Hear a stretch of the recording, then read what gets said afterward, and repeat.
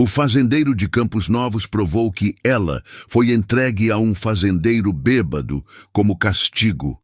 Mas o fazendeiro a amou incondicionalmente, mudando o destino de uma vida condenada com a força silenciosa de sua bondade. Você lembra de um tempo onde a honra familiar valia mais que a vida individual? Onde a mancha na reputação de uma linhagem era lavada com humilhação pública e castigos que beiravam o medieval. Para entender a tragédia de Helena, é preciso voltar ao ano de 1932, na pequena e rica Vila Bela, um lugarejo governado por códigos sociais tão rígidos quanto as cercas de arame farpado que delimitavam as propriedades de café. Helena não era apenas uma moça. Ela era a joia, a filha mais velha do patriarca Augusto Mendonça. Um homem cuja palavra era lei e cuja ambição fervilhava sob a fachada de decência. Ela deveria se casar com o herdeiro dos Siqueira, cimentando o poder da família em toda a região. Mas Helena cometeu o erro fatal de amar. Não amou o homem certo, o herdeiro correto, mas sim o jovem professor de latim, sem terras e sem futuro, que lhe ensinara sobre a liberdade dos poetas. Para Helena, aquele amor não foi um erro, mas sim o único vislumbre de ar puro em uma vida sufocada por bordados e regras. Para Augusto, no entanto, foi uma traição imperdoável, uma ferida aberta no orgulho que exigia a mais cruel das reparações. Se você está assistindo e sente a dor dessa injustiça, deixe seu like para que mais pessoas conheçam essa história de redenção. E diga-nos de que cidade você nos acompanha, pois a dor e o amor não conhecem fronteiras. Não se esqueça de se inscrever para não perder a conclusão desta jornada intensa. A punição veio não na forma de confinamento, mas de entrega. Augusto não podia matar a própria filha. Isso geraria fofocas. Mas podia desfazê-la, apagá-la da sociedade de forma tão completa que sua existência se tornaria um lembrete constante de sua desgraça. Ele a entregaria a Elias.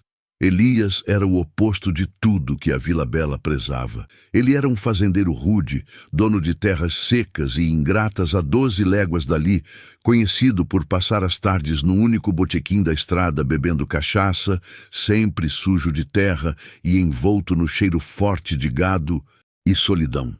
A história era que Elias havia perdido a mulher e os filhos em uma epidemia de febre, e desde então havia se afundado na bebida, vivendo isolado em um casebre dilapidado. Entregar Helena a Elias não era um casamento, era uma sentença de morte social. A ideia era simples. Helena, a refinada dama, morreria de miséria e desgosto nas mãos de um bêbado grosseiro. E a honra dos Mendonça seria restaurada. A notícia foi dada a Helena em uma manhã chuvosa, sem rodeios. Seu pai, parado à frente da lareira, parecia um juiz de capa preta. Ele não gritou. O silêncio cortante de sua voz era muito pior. Você escolheu sua liberdade, Helena. Agora viva com ela. Seu destino será selado com o homem que a sociedade despreza. Elias a aceitará em troca da dívida que ele tem comigo. Você não é mais minha filha, você é dele. Helena não chorou na frente dele. Ela engoliu a bile amarga e manteve a postura que lhe havia sido ensinada. O medo só a atingiu quando ela foi vestida com um vestido de chita áspero e carregada para a carroça.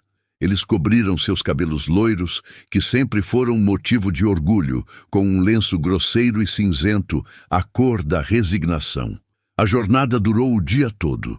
O sol impiedoso de agosto secava a poeira da estrada de terra, e a cada chacoalhada, Helena sentia que as últimas lembranças de sua vida anterior se desprendiam dela como folhas secas. Ela via pela fresta da lona os campos verdejantes darem lugar a um sertão mais seco, mais árido.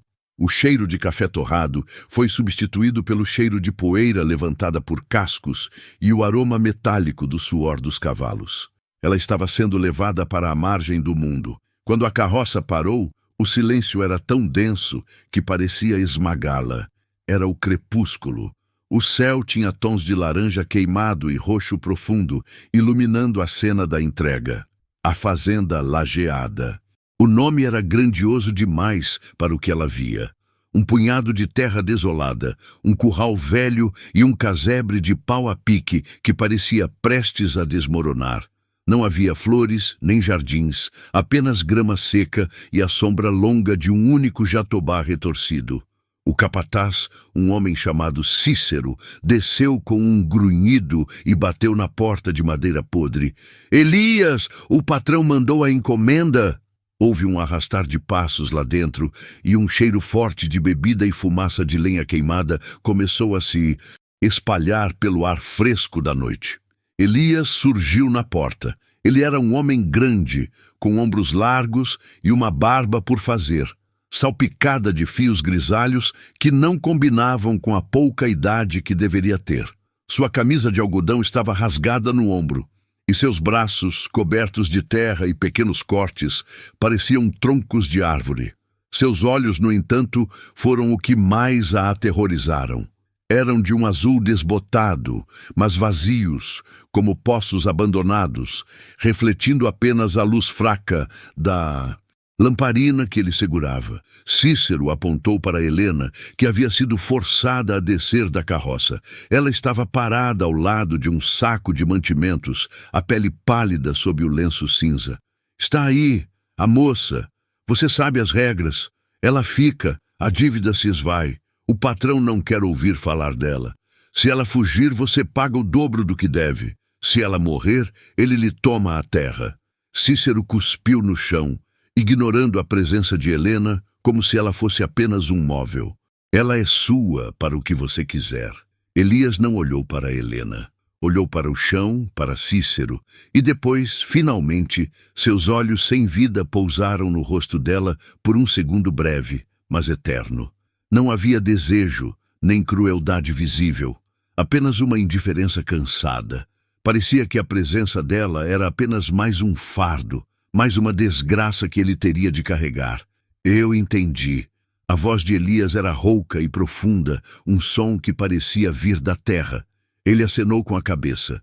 A carroça partiu rapidamente, deixando para trás apenas o silêncio da noite, o barulho distante dos insetos e duas figuras paradas na escuridão, Helena e Elias. Ela ficou imóvel. O medo lhe congelava as extremidades. Aquele homem cheirava a vinho azedo e a fumo, e seu tamanho parecia engolir a pouca luz que vinha da cabana. Ela era uma ovelha entregue ao lobo, e o lobo nem sequer parecia interessado na caça. Elias cambaleou ligeiramente, não por bebedeira, mas por um cansaço que parecia ser a essência de sua alma. Ele colocou a lamparina no chão e caminhou até o saco de mantimentos que Cícero havia deixado. Abriu-o e tirou um pedaço de pão duro e uma garrafa de água. Ele se virou para Helena. "Coma!" ele ordenou com a voz sem emoção. Não era um convite, era um reconhecimento de que ela era um ser vivo que precisava de sustento, como qualquer um dos animais do curral. Helena não se moveu.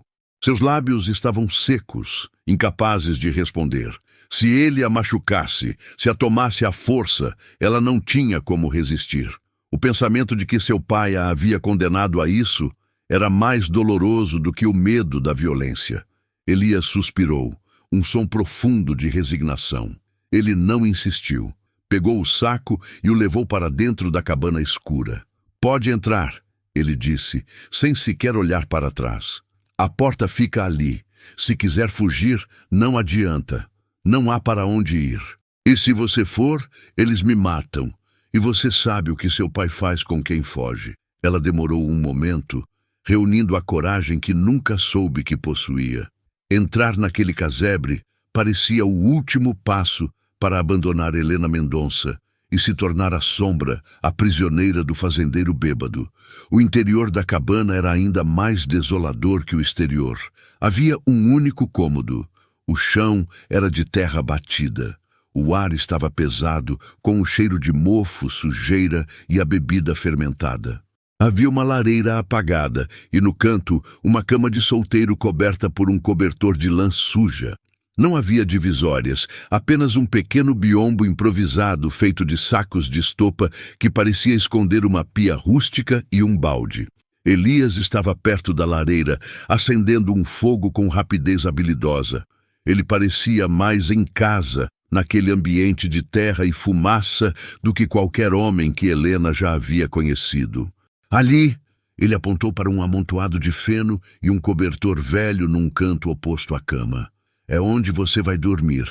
Não vou tocar em você. Você é um castigo para nós dois. Durma e amanhã cedo você vai entender como as coisas funcionam aqui. Helena sentiu um alívio súbito, mas logo substituído pela humilhação. Dormir no chão, como um animal. Aquele homem estava deixando claro que ela era menos que uma esposa. Ela era uma serva, uma dívida a ser paga. Ela lentamente caminhou até o canto, suas mãos tremendo. Sentou-se no feno.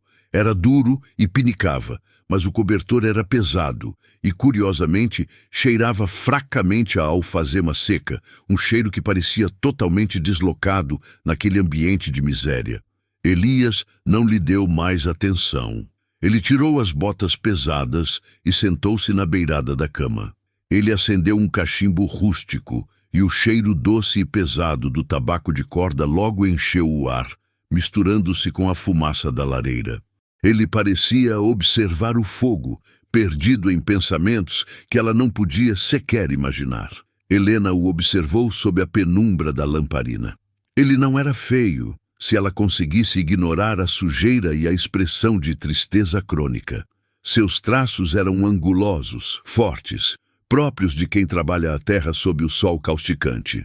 Ela notou as mãos, calosas e rachadas, mas os dedos longos, curvados em torno do cachimbo. Mãos de quem planta, não de quem fere.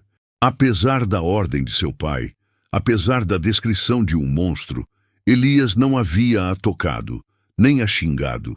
Ele apenas a ignorou, tratando-a com a formalidade áspera de quem divide um espaço por obrigação. O castigo não era o estupro ou a violência imediata. Era a solidão compartilhada e a certeza de uma vida de miséria. De repente, ele virou a cabeça e seus olhos azuis vazios a encontraram novamente. Helena encolheu-se, esperando a explosão. Ele apenas soltou a fumaça e disse com a voz baixa e cansada, como se estivesse confessando um segredo a si mesmo. Helena, seu nome é Helena. Eu me chamo Elias. Eu não queria você, e você não me queria. Vamos ser francos, moça. Você é a desgraça de seu pai. Eu sou a desgraça desta terra. Não há amor aqui, não haverá. Mas aqui, você está segura de seu pai. Esta é a única coisa que eu posso prometer. Ele se levantou, cambaleou até a mesa e pegou a garrafa que ela presumiu ser cachaça. Mas ele apenas a cheirou. Devolveu-a à mesa com um baque seco e foi até o canto escuro, onde havia um jarro de água. Ele lavou o rosto com um ruído forte e voltou para a cama. Boa noite, Helena. Ele se deitou, virando-se para a parede, e em menos de 5 minutos, o som pesado de sua respiração regular encheu o casebre. Elias, o bêbado, dormia. Helena ficou acordada. O cheiro de alfazema do cobertor era reconfortante. Ela ouviu os ruídos da noite, os grilos cantando alto e o uivo distante de algum animal. Ela estava a 12 léguas de Vila Bela, condenada e entregue a um homem que parecia ter desistido da vida muito antes de ela chegar. A segurança que ele mencionou era estranha. Ele não a queria, mas também não a machucaria. Ele a via como um peso, mas um peso que ele estava disposto a proteger do homem que a havia mandado.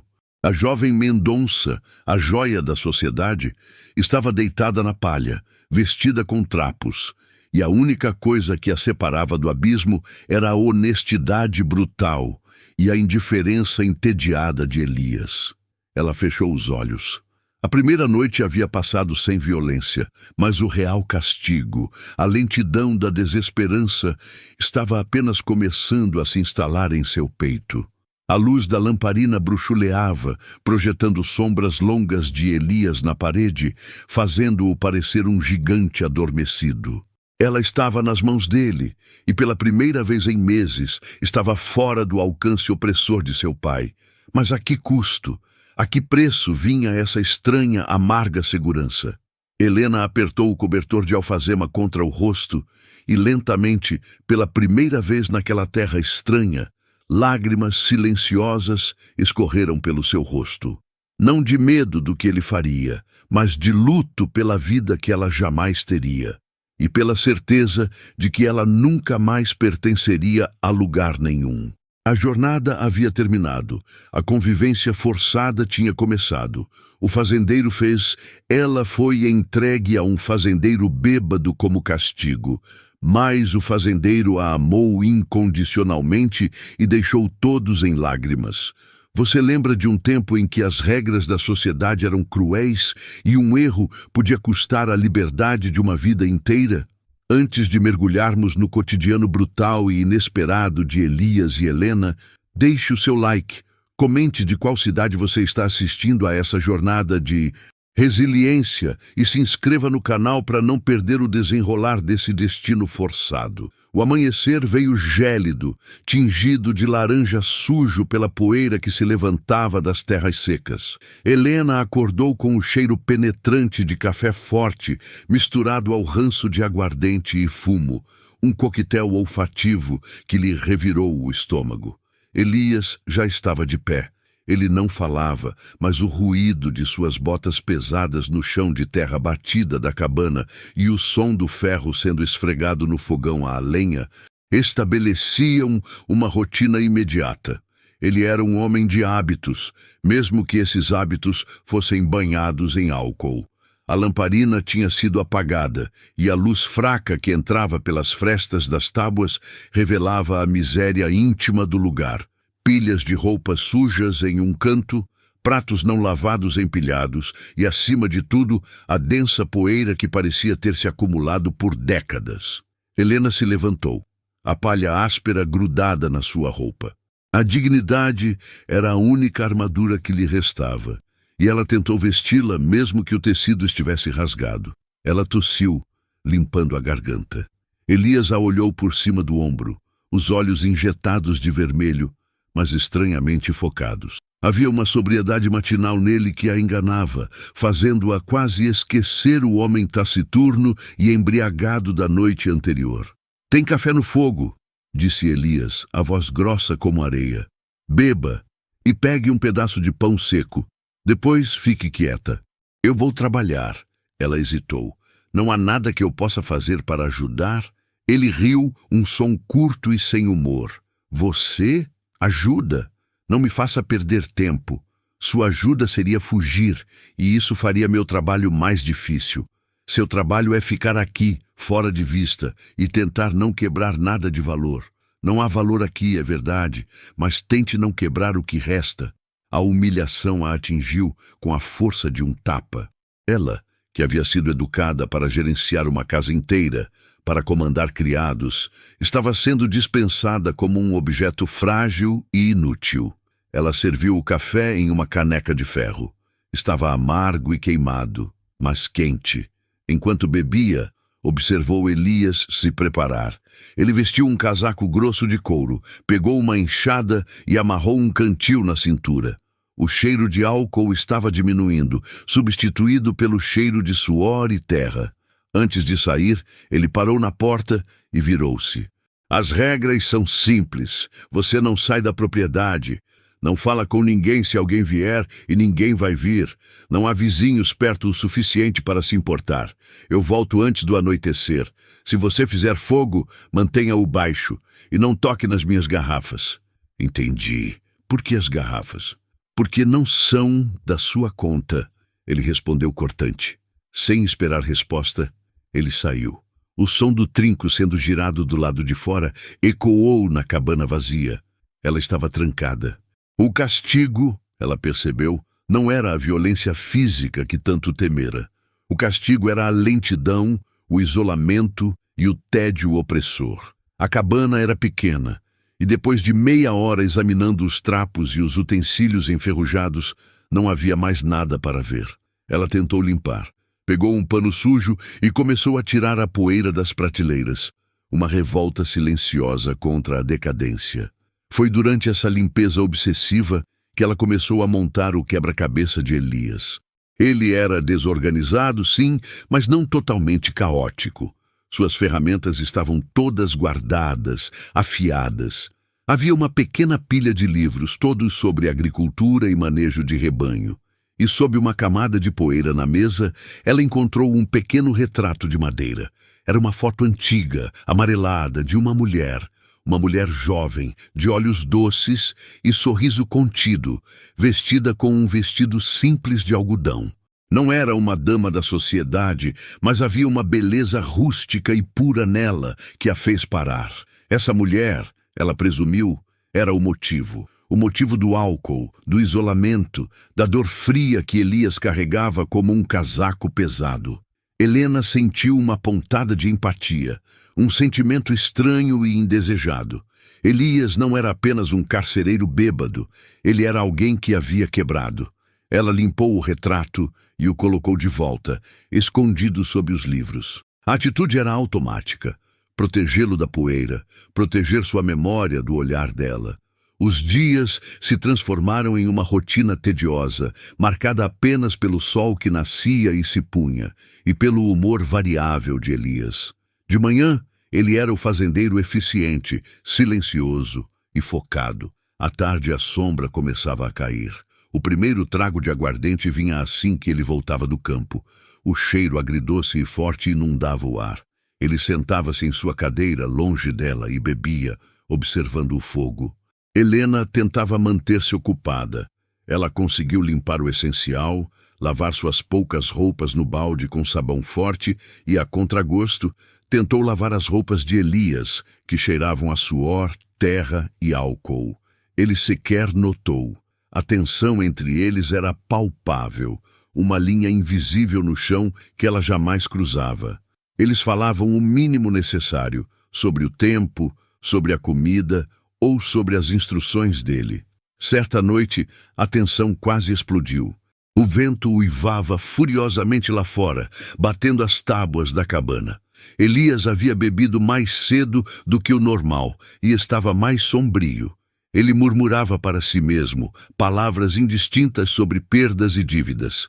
Helena estava sentada, tentando remendar um buraco no cobertor, quando ele soltou um grito rouco e atirou o copo contra a parede.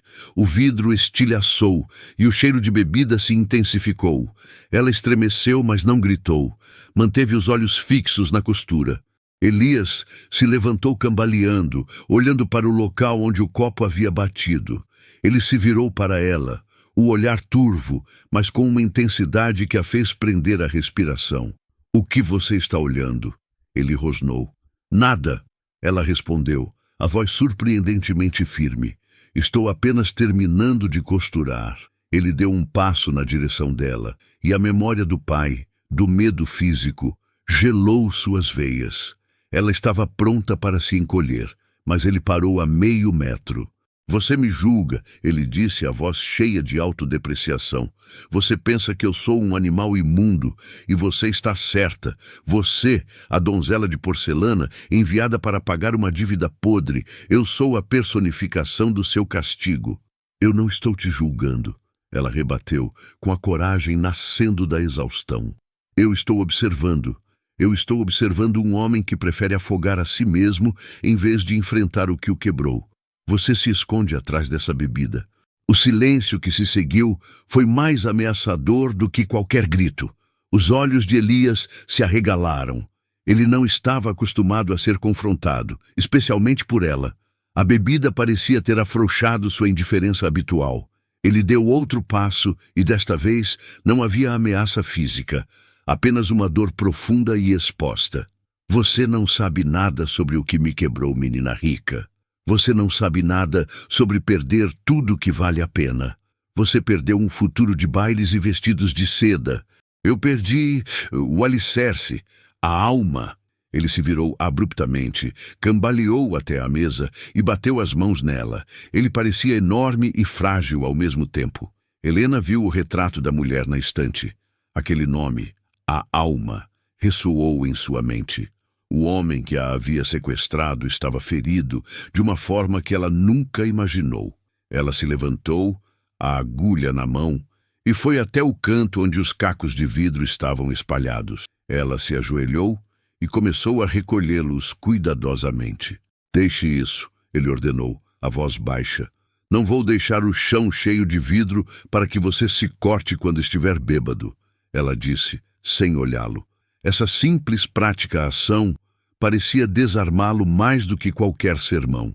Ele ficou parado, observando-a. Ela usou um pedaço de pano para varrer os estilhaços e o jogou no fogo. Você não precisa fazer isso, ele disse. Eu sei, mas também não preciso ficar sentada olhando para o seu lixo.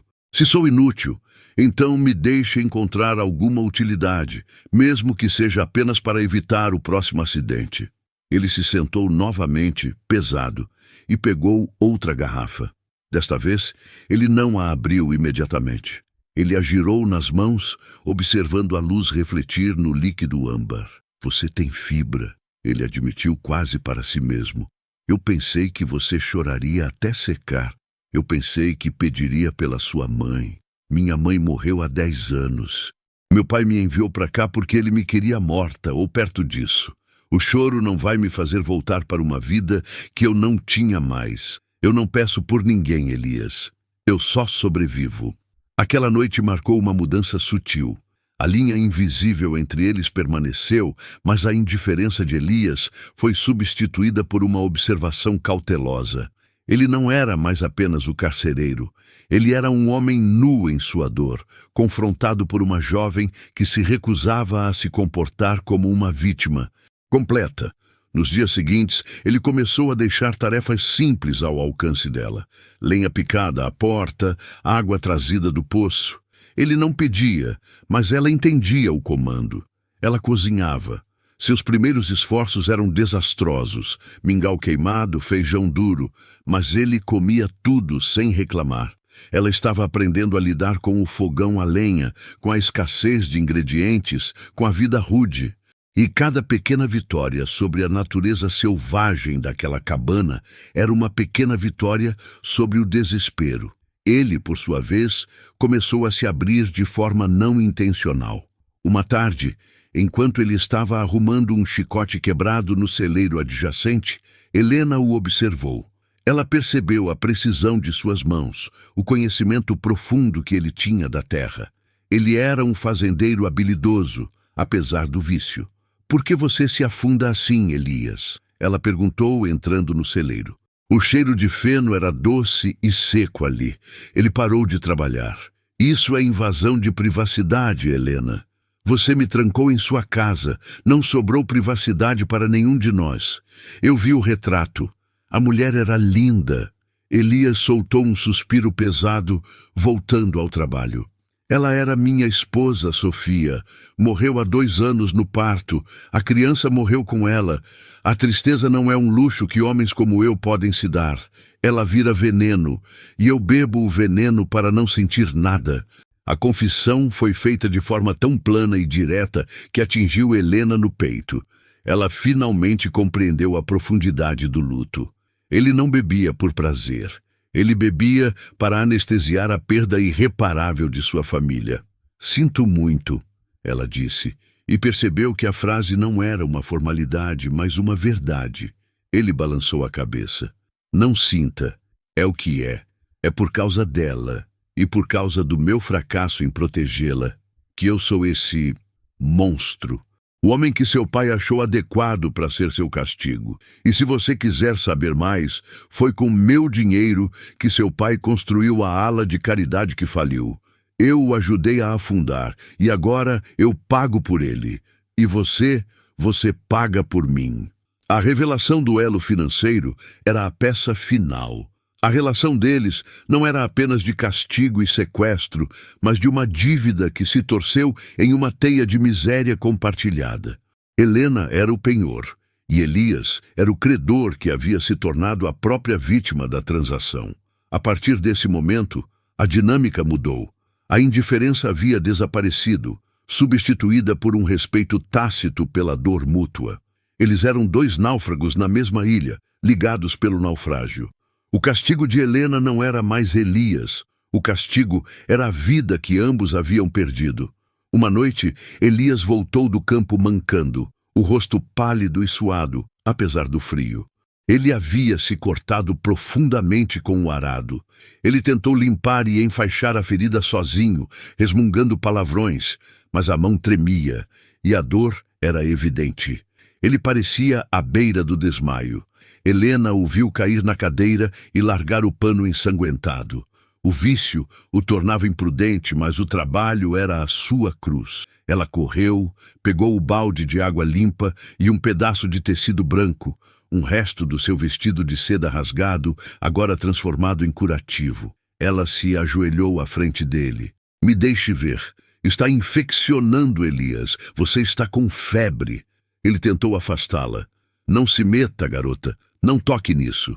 Ou você se cuida, ou eu cuido de você. Ela disse, e a autoridade em sua voz, vinda da emergência, o silenciou. Eu não estou aqui para te julgar. Estou aqui para garantir que você esteja vivo para me manter trancada. Ele riu fracamente, uma risada dolorosa. Mentira. Você está aqui porque você é humana. Helena ignorou o comentário. Ela limpou o corte, tirando a terra e o sangue seco. A ferida era feia, profunda. Ela usou o pouco de álcool puro que havia sobrado no armário, não a aguardente, para esterilizar. E Elias soltou um rugido de dor, apertando o braço da cadeira. Segure firme, ela mandou. Ela enfaixou a perna dele com o máximo de firmeza que pôde. O toque dela era profissional, desapegado, mas a proximidade era íntima. Ela sentia o calor da febre dele, o cheiro de suor e sangue. Quando terminou, ela se levantou e foi buscar mais água. Elias estava pálido e ofegante, mas a dor havia diminuído. Por que você fez isso? Ele sussurrou, a voz rouca, sem a aspereza habitual. Porque você tem trabalho a fazer, ela respondeu, voltando com um copo de água fresca. E porque se você morrer aqui, o meu pai vai voltar para me pegar. E eu prefiro morrer de fome a voltar para as mãos dele. Ela entregou a água. Elias a pegou e bebeu lentamente, os olhos fixos nela. A luz da lamparina bruxuleava, e o silêncio entre eles não era mais de tensão, mas de uma compreensão terrível e profunda. Helena estava cuidando de seu captor, e Elias estava permitindo que ela o fizesse. Ele não a amava, longe disso. Mas naquela cabana, naquele momento de vulnerabilidade, a linha entre a vítima e o carrasco havia se desfeito. Elias olhou para a atadura branca feita de seda em sua perna e para a mulher à sua frente, que havia trocado o luxo pela dignidade e a sobrevivência. Pela primeira vez, desde que a vira chegar, ele não a via como um fardo ou um castigo. Ele a via como uma aliada improvável, uma força de resiliência que ele havia subestimado. O amor incondicional ainda era uma miragem distante, mas o respeito, esse sim, havia nascido da lama e do sangue. E para Elias, o respeito era a primeira dose de cura para uma alma há muito envenenada. Ele fechou os olhos. A jornada de cura, que nenhum dos dois havia pedido, havia começado sob o teto miserável daquela fazenda esquecida. O fazendeiro fez, ela foi entregue a um fazendeiro bêbado como castigo. Mas o fazendeiro a amou incondicionalmente e deixou todos em lágrimas. Você lembra de um tempo em que a dignidade era medida não pelo que se tinha, mas pelo que se estava disposto a perder? Este é o ponto onde Elias e Helena se encontraram. No fundo do poço, despojados de tudo, exceto da necessidade mútua de sobreviver. Se você está aqui conosco, é porque entende a profundidade desta história. Deixe seu like para que mais pessoas a descubram. Comente de qual cidade você nos assiste e se inscreva no canal para não perder o desfecho. Ele fechou os olhos. A jornada de cura, que nenhum dos dois havia pedido, havia começado sob o teto miserável daquela fazenda esquecida. A semana seguinte foi um teste de resistência física e emocional para Helena. O ferimento de Elias se inflamou. A febre o consumiu, transformando-o em um corpo frágil e suado, cujos delírios enchiam o silêncio da noite. Ele murmurava nomes desconhecidos, falava sobre batalhas e perdas que ela não conseguia compreender e chamava por água insistentemente. Helena, guiada pelo instinto básico de sobrevivência, afinal, se ele morresse, ela seria a próxima a cair nas mãos de seu pai, assumiu o papel de enfermeira e cuidadora. O cheiro doce e nauseante de álcool que antes impregnava a cabana deu lugar ao cheiro acre de suor, ervas amargas e a fumaça de um fogo baixo que ela mantinha aceso.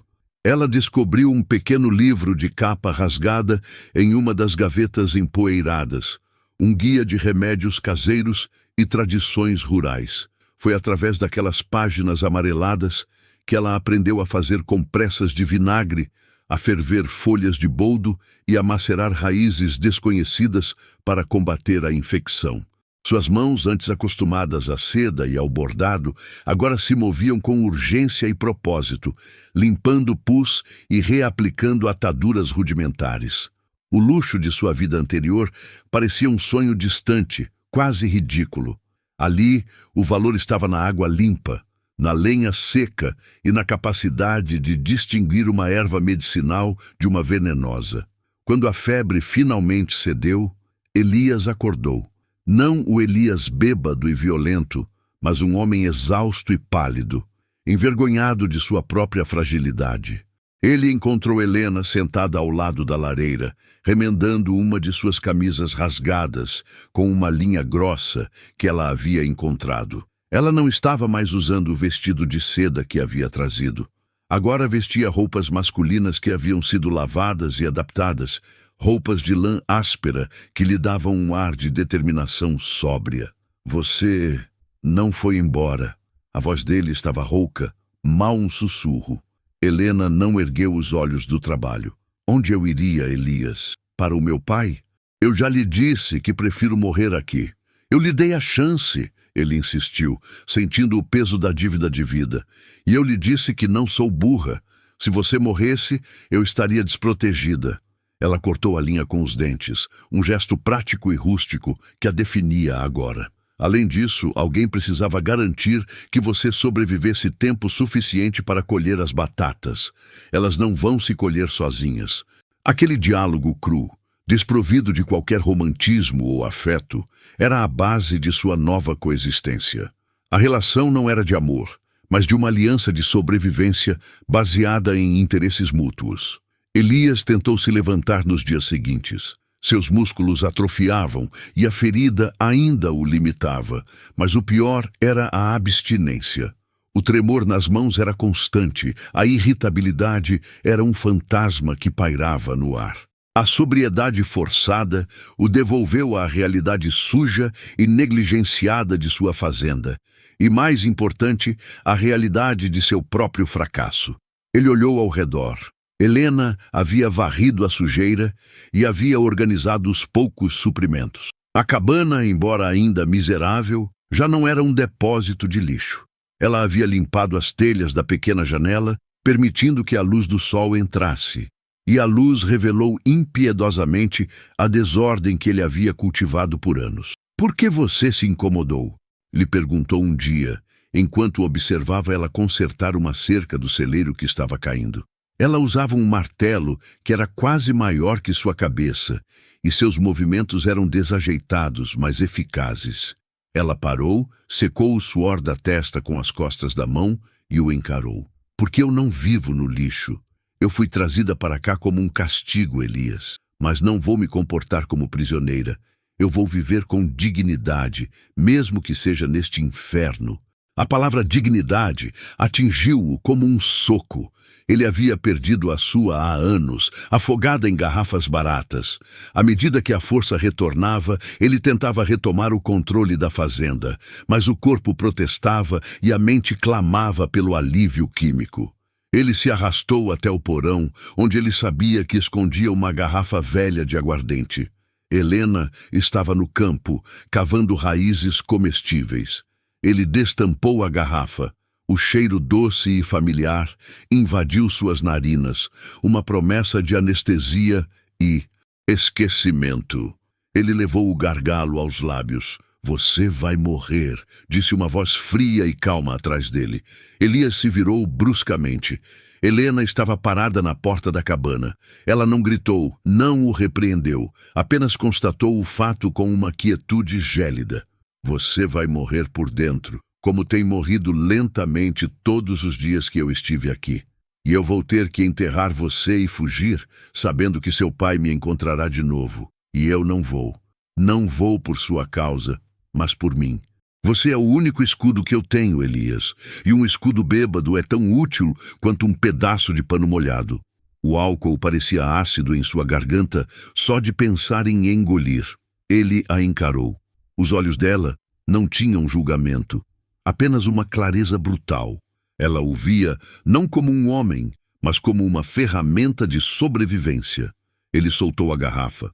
O vidro atingiu o chão de terra batida, mas não quebrou. Você não me dá um momento de paz, ele rosnou, frustrado por ela ter exposto sua fraqueza. Paz é algo que você tem que construir por dentro, não algo que você bebe. Você não está mais no campo de batalha, Elias.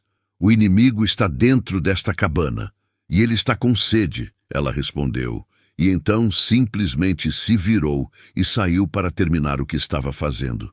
Naquele momento, Elias compreendeu a extensão da sua prisão. Ele estava preso a ela pela necessidade dela de proteção e pela sua própria incapacidade de se destruir completamente enquanto ela o observava. Com o passar das semanas, a rotina se estabeleceu. Eles trabalhavam lado a lado, sem conversas desnecessárias, mas com uma coordenação estranha. Ela ordenhava a única vaca que ainda dava leite. Ele consertava o telhado que vazava. Ele a ensinava sobre as lavouras. Ela o lembrava de tomar suas misturas amargas. Uma noite, uma tempestade violenta irrompeu. O vento uivava como um lobo faminto e a chuva batia nas paredes de madeira com fúria. Eles estavam juntos no celeiro, garantindo que o gado magro estivesse seguro. A lamparina que ele segurava balançava, projetando sombras fantasmagóricas nas paredes cheias de feno. O cheiro era de terra molhada e vida animal. O trovão ecoou tão forte que o celeiro tremeu. Helena estremeceu visivelmente. Você tem medo de trovão? Elias perguntou quase automaticamente. Não, eu tenho medo do barulho, ela respondeu, mantendo a voz baixa. Meu pai tinha uma arma. Quando ele ficava muito zangado, o barulho era assim, alto. Depois vinha o silêncio. Elias não perguntou o que vinha depois do silêncio. Ele sabia. Ele havia vivido a violência em outra forma, no campo de batalha, mas o medo nos olhos dela era inconfundível. Ele se sentou em um fardo de feno e ela se sentou um pouco distante. O celeiro, com sua escuridão e o cheiro doce de feno, oferecia uma intimidade que a cabana jamais permitiria. Você me odeia? Ele perguntou de repente. Helena demorou a responder. Ela puxava um pedaço de palha entre os dedos. O ódio é um desperdício de energia. Eu odiava meu pai, e isso me mantinha presa a ele. Eu não o odeio. Eu lamento por você. Eu lamento que você tenha se permitido viver assim, consumido pelo que o fez mal. O lamento era pior que o ódio. Ele queria que ela o odiasse, queria que ela o desprezasse. Era mais fácil lidar com o desprezo do que com a compaixão. Você não sabe o que é a guerra, ele sussurrou. Talvez não a sua guerra, mas a minha guerra me ensinou que há feridas que não podem ser vistas, ela disse, e pela primeira vez ela virou o rosto para encará-lo completamente sob a luz vacilante.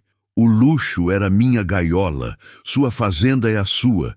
Nós dois fomos entregues aqui como castigo. A diferença é que o seu carcereiro é você mesmo. A honestidade dela era brutal. Elias sentiu um nó apertar em sua garganta, um sentimento que ele não permitia desde a infância. O que você perdeu? Ele perguntou, mudando o foco da conversa. Tudo. Meu nome, minha segurança, meu futuro planejado. E você? Ele hesitou. A resposta era complexa. Perdi minha família na doença, minha fé na guerra e o respeito por mim mesmo na bebida. Ele fez uma pausa, sentindo a confissão pesar em seus ombros. Esta fazenda era o lugar onde eu vinha para destruir o que restava. Helena colocou a mão sobre a dele, um toque breve e hesitante, mas cheio de significado. Não era um toque de atração, mas de reconhecimento de um sofrimento partilhado. Então, vamos parar de destruí-lo, ela disse com convicção. Você é o único que pode decidir se este lugar é um túmulo ou um refúgio. Eu não posso lutar sozinha. A mão dela era surpreendentemente quente e firme. Elias sentiu um calor se espalhar em seu peito, um lugar onde o vazio e a dor haviam residido por tanto tempo. Ele olhou para ela, para a determinação gravada em suas feições, e soube que a luta dela não era apenas pela própria vida, mas pela dignidade que ela insistia em manter viva, mesmo diante da miséria. Ele retirou a mão e pigarreou, quebrando o momento de intimidade perigosa. Mas algo havia mudado. Ele não havia mais como o fardo enviado por seu pai. Ele havia como um espelho implacável que lhe mostrava a verdade, e como uma âncora que o impedia de afundar novamente. Na manhã seguinte, a chuva havia passado. Elias se levantou antes do nascer do sol. Ele foi ao celeiro e buscou um velho machado, afiando a lâmina com concentração. Helena o viu trabalhar. Ela não perguntou. Ela apenas acendeu o fogo e começou a ferver a água para o café ralo. Quando ele voltou, ele não estava bêbado nem exausto pela abstinência. Ele estava sujo de terra e fuligem, mas havia um foco em seus olhos que ela nunca tinha visto. Eu vou consertar o telhado hoje, ele disse, direto ao ponto. Depois, vamos replantar a horta. Não podemos viver só de raízes neste inverno. Ela assentiu, oferecendo-lhe a caneca de café quente. Helena, ele chamou, e ela se virou. Enquanto você estiver sob este teto, eu não vou beber. E seu pai não vai chegar perto de você. Essa é a minha promessa. Não foi uma declaração de amor, nem um pedido de perdão. Foi a promessa de um soldado exausto, um juramento de proteção, nascido da gratidão e do respeito que ele nutria por aquela mulher que o havia salvado, não do ferimento, mas de si mesmo. Ele havia sido entregue a ela como um castigo, e ela o estava amando de volta à vida, incondicionalmente, através da força de sua própria resiliência. Elias se virou, subindo na escada improvisada para começar o trabalho no telhado.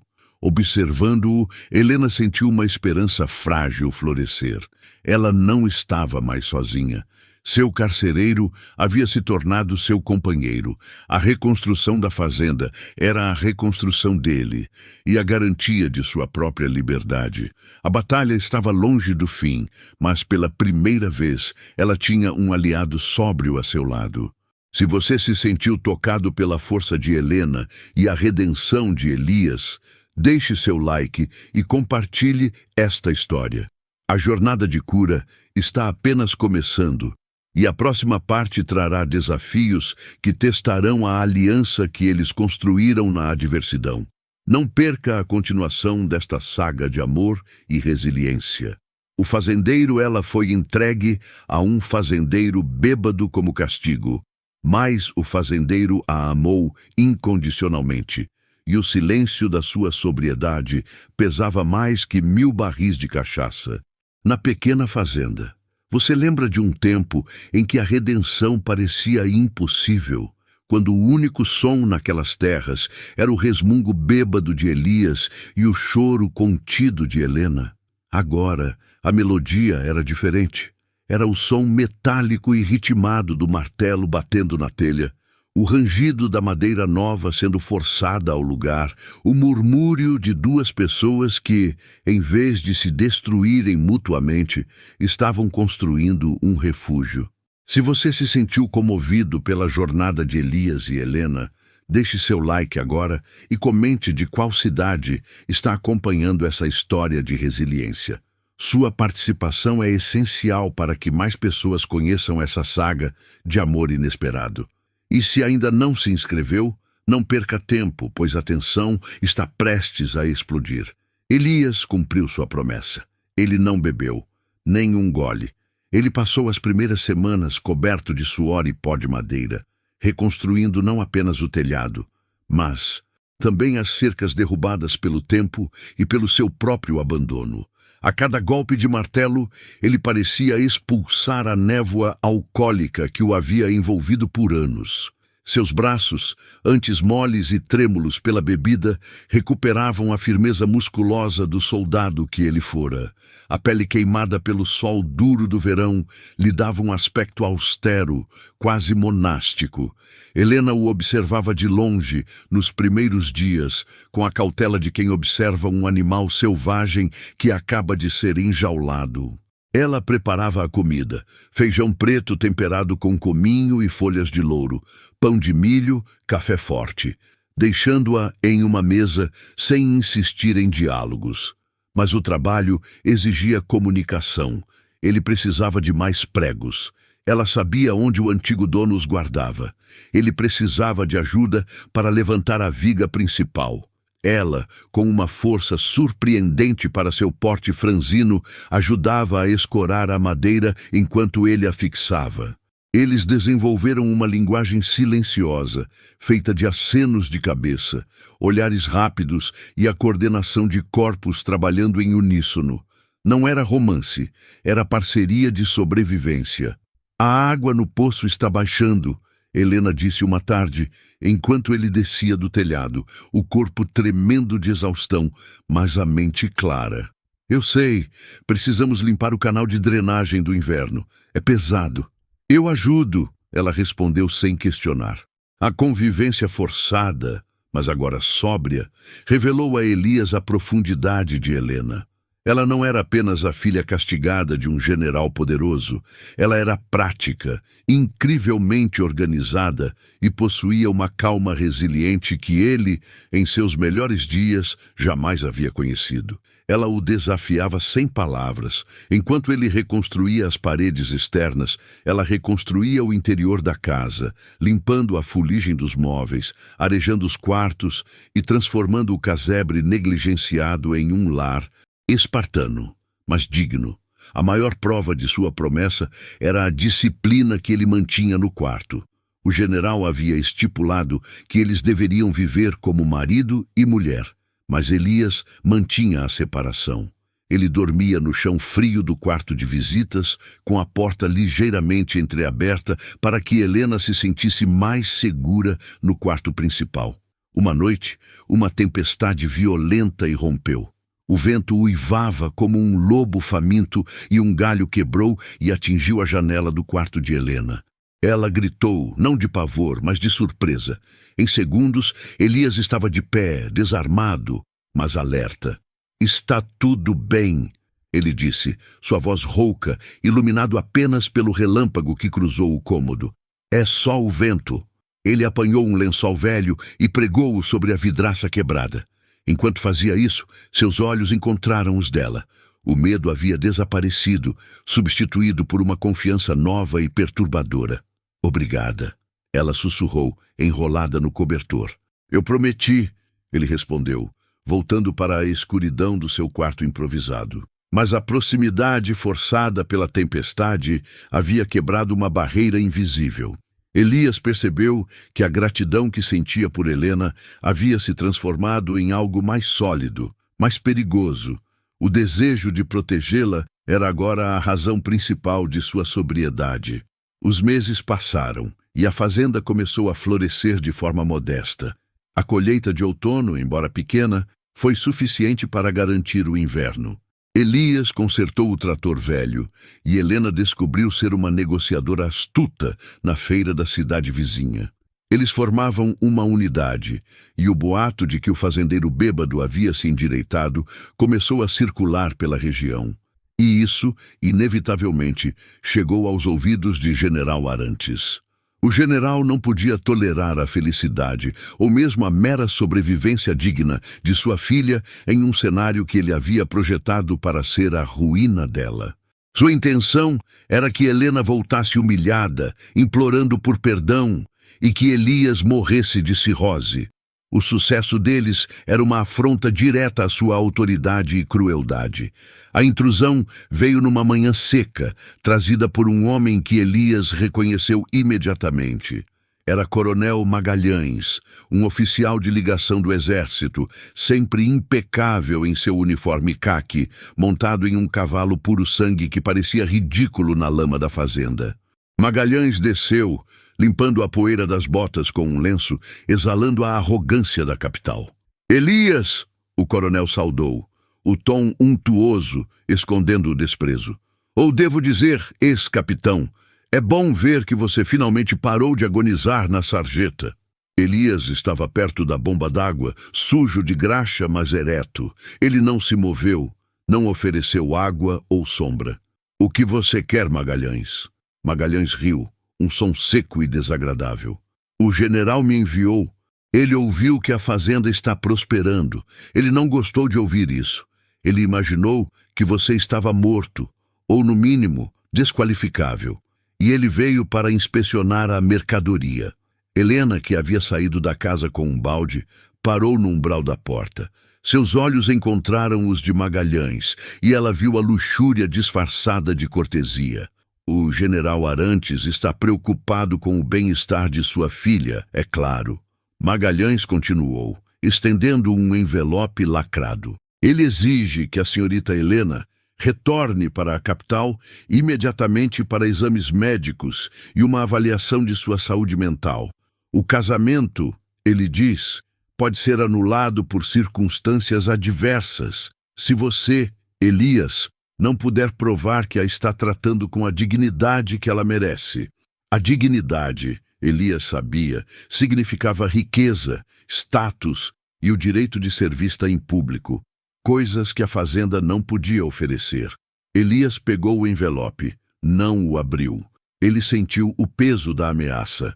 O general não se importava com a saúde de Helena. Ele queria quebrar Elias e levá-la de volta para usá-la como moeda de troca política.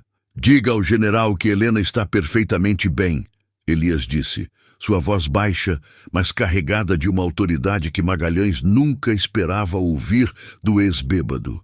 Magalhães sorriu, um sorriso que não alcançou seus olhos frios. "Você não está entendendo, Elias. O general não está pedindo. Ele está exigindo. E se ela não retornar, ele vai revogar o contrato de terras. O senhor voltará à prisão militar por deserção e ela será levada à força como fugitiva." Ele fez uma pausa, os olhos fixos em Helena. Seria muito mais fácil se ela simplesmente voltasse para o conforto da casa dele. Helena deu um passo à frente. "Eu não vou voltar." Sua voz era firme, um desafio aberto ao poder de seu pai. Magalhães ficou visivelmente surpreso. Ele esperava uma mulher quebrada e obediente. "Minha querida, você não tem escolha. Seu pai tem o poder de desfazer qualquer coisa que você e este homem reconstruíram aqui. Ele só precisa de um pretexto." Elias rasgou o envelope, sem se importar com a formalidade do lacre militar. A carta interna era curta, assinada pelo próprio general, mas o papel principal era uma notificação legal. A fazenda estava sob revisão. Eles tinham uma semana para apresentar um relatório detalhado de rendimentos e bens. E, crucialmente, Elias deveria provar que Helena estava vivendo em condições adequadas de casamento.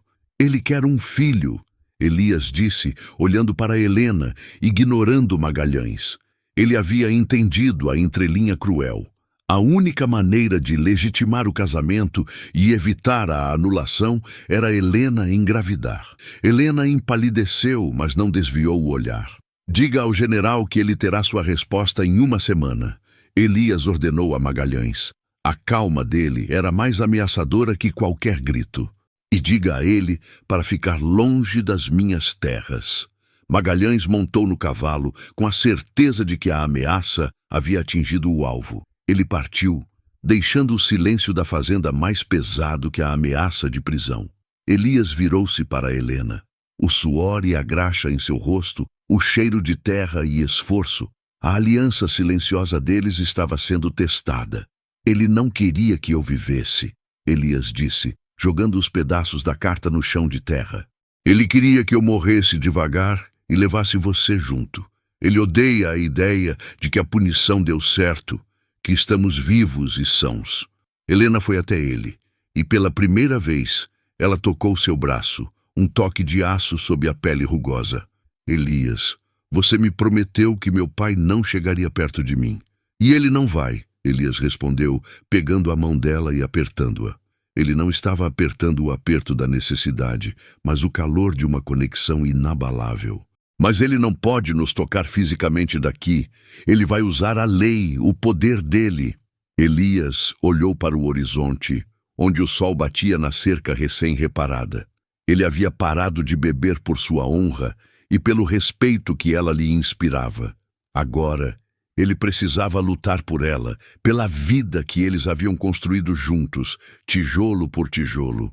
Ele não queria perdê-la, não apenas por medo da prisão, mas porque, no silêncio daquela reconstrução, ele percebeu que Helena havia se tornado a única razão verdadeira pela qual ele queria continuar respirando. O general quer a prova do casamento, quer a anulação, Helena disse, retirando a mão, mas não o olhar.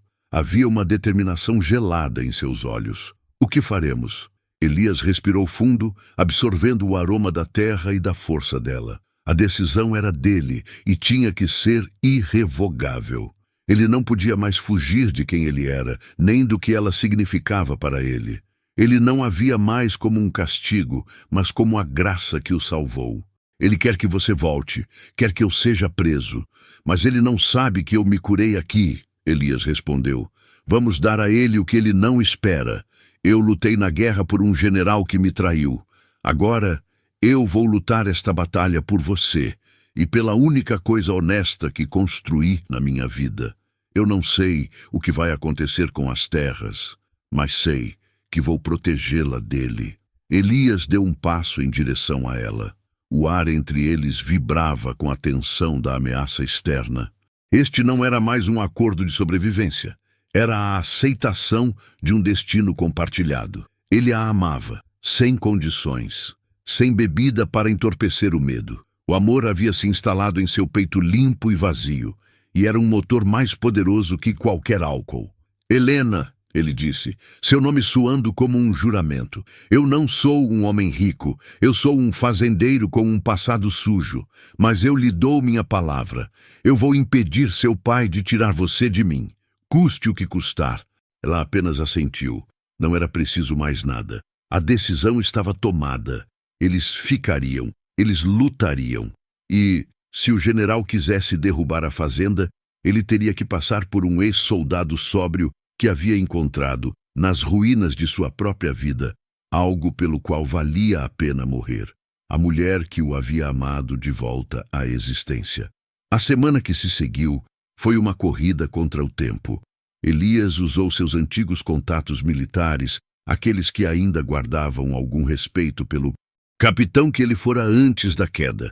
Ele buscou um advogado na cidade vizinha, um homem velho e astuto, especialista em disputas de terras. Helena organizou os livros contábeis, documentando cada centavo gasto na reforma, provando que a fazenda era produtiva. A tensão era palpável.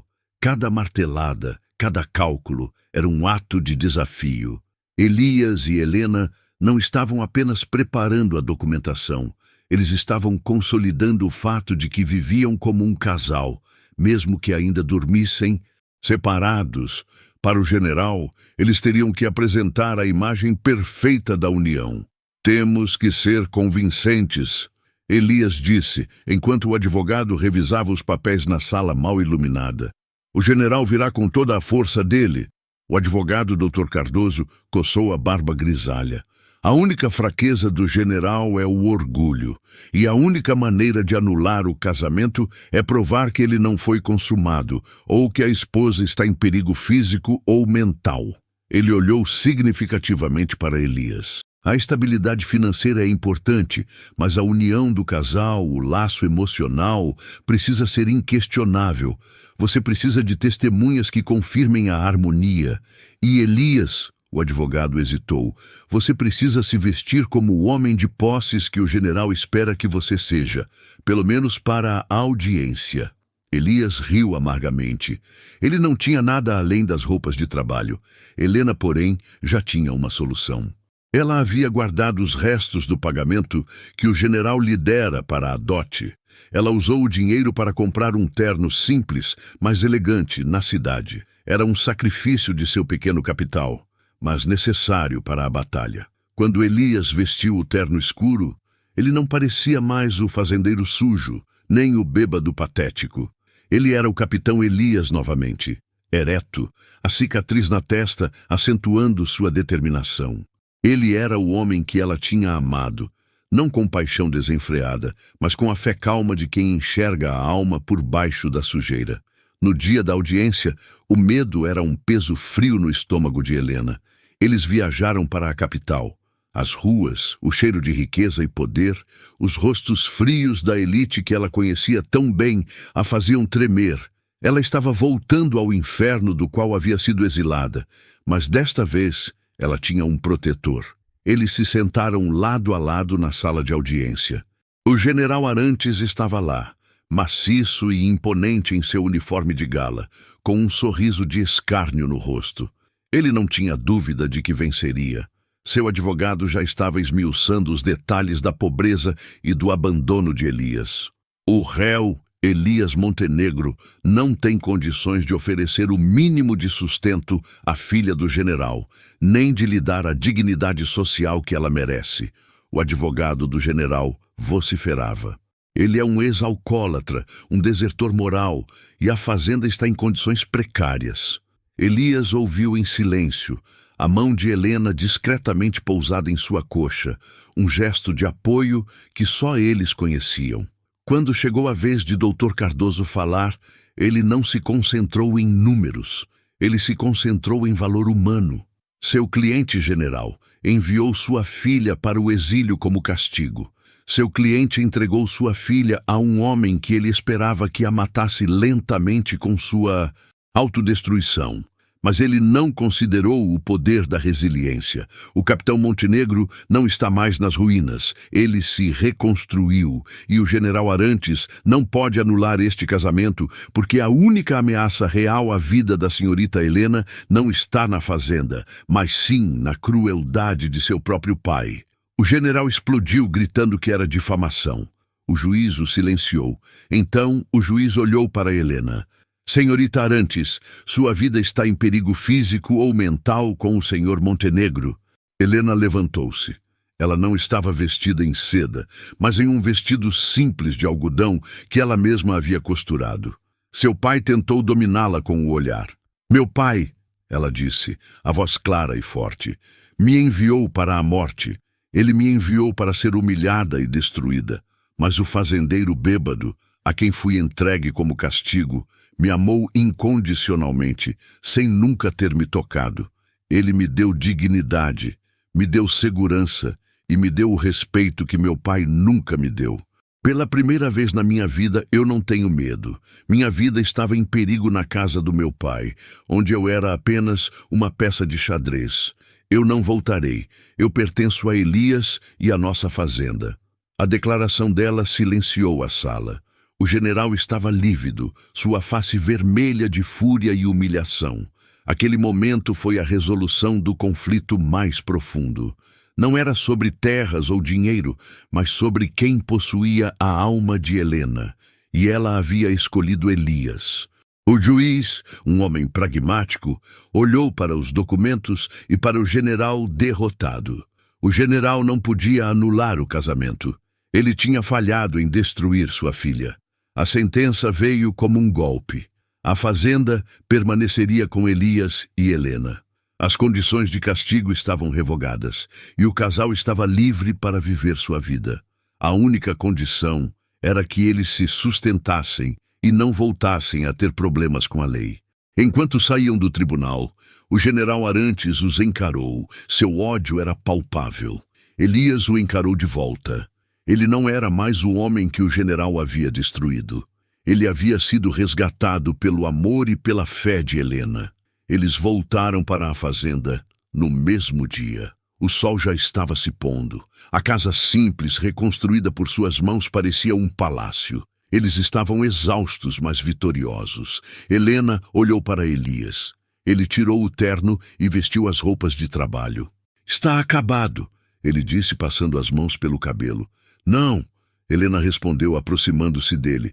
"O castigo acabou. A vida está apenas começando." Ela se aproximou e, pela primeira vez, não havia medo, nem barganha. Apenas a certeza de uma mulher que havia escolhido seu destino.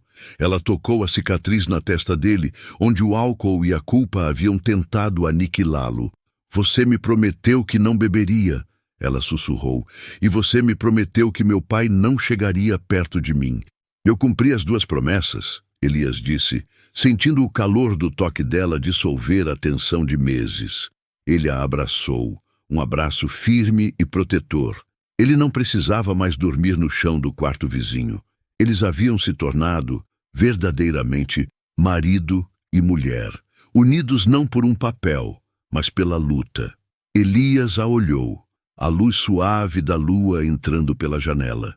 Ele era um homem novo, redimido pela bondade de uma mulher que havia sido enviada para ser sua ruína. Ele havia sido entregue a ela como castigo, mas ela o tinha amado incondicionalmente e ele a amava de volta com a força de sua alma renovada. A mensagem é clara: mesmo nas circunstâncias mais terríveis, a dignidade, a fé e o amor incondicional têm o poder de reconstruir o que a crueldade tentou destruir. A resiliência de Helena salvou Elias e a redenção de Elias salvou Helena. A fazenda não era mais uma prisão, era um lar. Se esta história de redenção e amor tocou você, deixe seu like e inscreva-se no canal para não perder a conclusão desta saga e as próximas histórias emocionantes. Compartilhe este testemunho de força com seus amigos. A jornada deles nos ensina que o verdadeiro valor de uma pessoa não está em seu status, mas em sua capacidade de se levantar e amar, mesmo quando tudo parece perdido. O fazendeiro Elias fez Ela Foi, entregue a um fazendeiro bêbado como castigo, mas o fazendeiro a amou. Incondicionalmente, se tornar o testemunho de uma redenção que ninguém ousou prever, um milagre silencioso que floresceu no solo rachado da fazenda do Rio Seco. Você lembra de um tempo em que a desesperança cobria esta terra como uma névoa espessa, quando o coronel Álvaro, em sua crueldade calculada, usou uma vida humana como moeda de vingança. Quem poderia imaginar que a vítima, Helena, se tornaria a salvadora e que o homem destinado à ruína, Elias, encontraria na sobriedade e no amor à força para se reerguer? Se esta saga de resiliência e afeto incondicional está tocando você, deixe seu like agora mesmo. Comente de qual cidade você está assistindo. E se ainda não o fez, inscreva-se no canal para acompanhar cada detalhe desta conclusão poderosa. Eles acordaram juntos pela primeira vez, não como estranhos forçados pelas circunstâncias, mas como almas recém-conectadas. O cheiro de café forte já pairava na casa, mas o aroma mais potente era o da esperança. O sol da manhã, que antes parecia zombar da miséria de Elias, agora entrava pela janela do quarto, iluminando a poeira dançante e, mais importante, a promessa silenciosa entre eles. Elias observou Helena, a serenidade em seu rosto após meses de luta e ansiedade. Ele havia passado anos se escondendo da vida por trás da névoa do álcool. E agora, a realidade, clara e luminosa, era infinitamente mais bela. O desafio, no entanto, não havia desaparecido com o nascer do sol. O amor deles era real, mas a ameaça de Álvaro pairava sobre eles como um abutre paciente. O coronel havia entregado Helena a Elias com um propósito duplo: arruinar a reputação da moça e garantir a destruição final de Elias, fazendo-o definhar até o ponto em que a fazenda pudesse ser facilmente tomada. Elias sabia que, para proteger Helena e o que eles haviam construído, Ele precisava agir, não mais como o bêbado envergonhado, mas como o homem que ela o ajudara a ser. Vamos registrar a união, Elias disse, enquanto tomavam o café. Ele falou com uma voz firme, a mesma voz que ele usava para comandar os poucos peões que restavam. Não era um pedido, era uma declaração de intenção. Precisamos de um documento legal, não por causa da terra, mas por causa de você, Helena.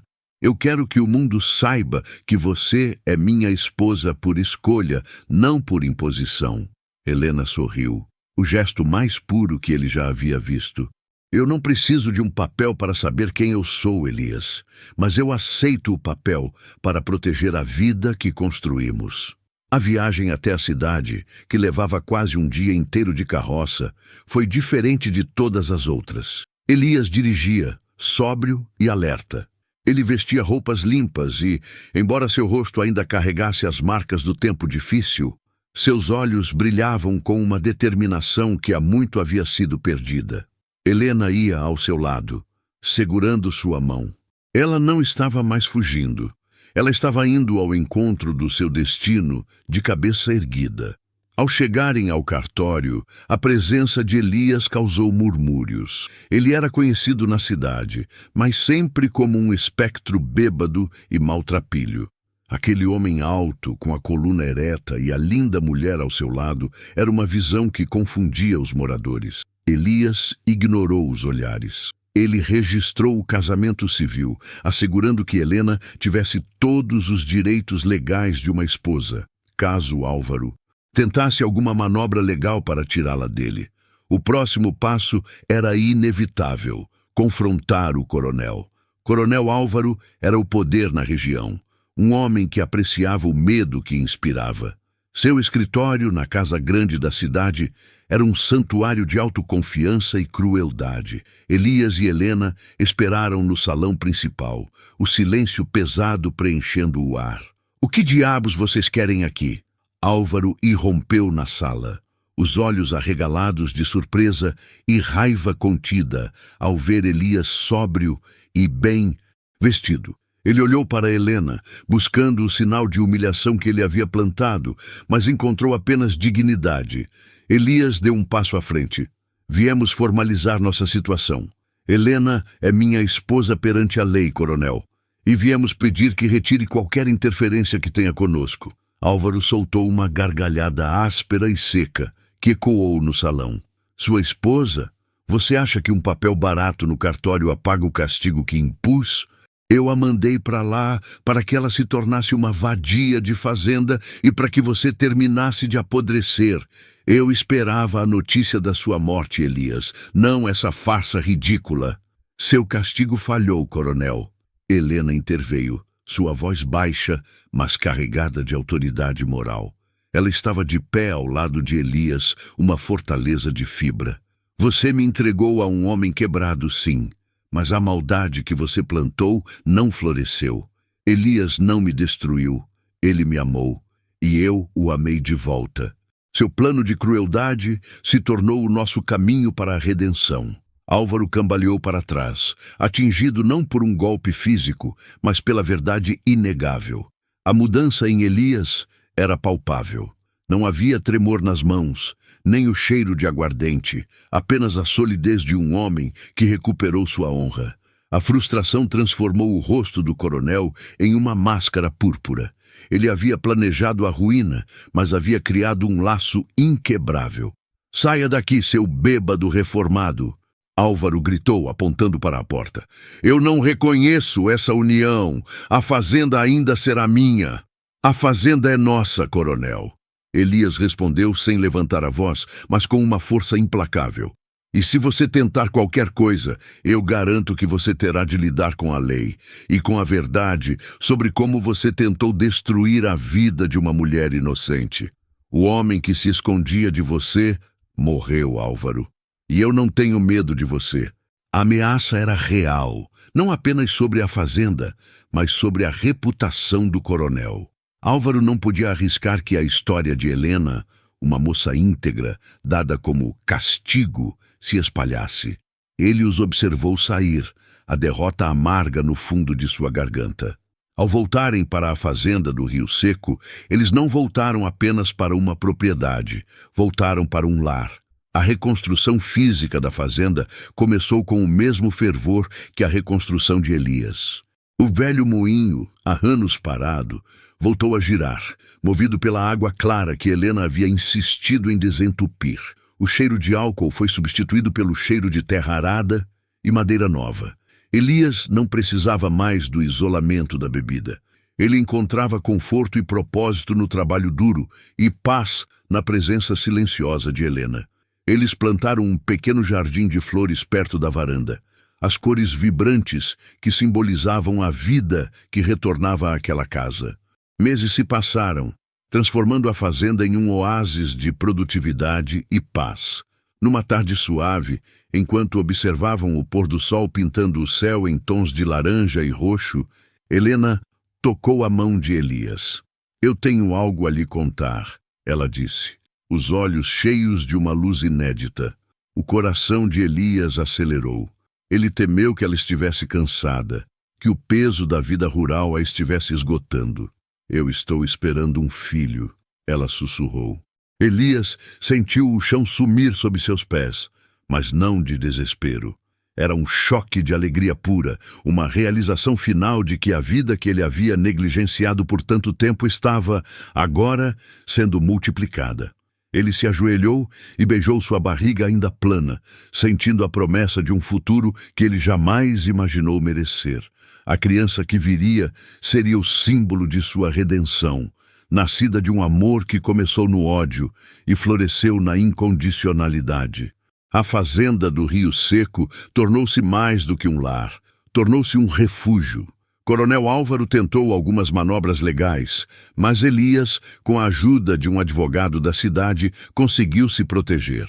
Sem a ruína moral de Elias e sem a vergonha pública de Helena, o plano do coronel desmoronou. A resiliência de Helena salvou Elias, e a redenção de Elias proporcionou a Helena o lar e a família que ela havia perdido. A lição era profunda. A crueldade pode tentar aprisionar, mas a dignidade e o amor verdadeiro têm o poder de libertar e reconstruir.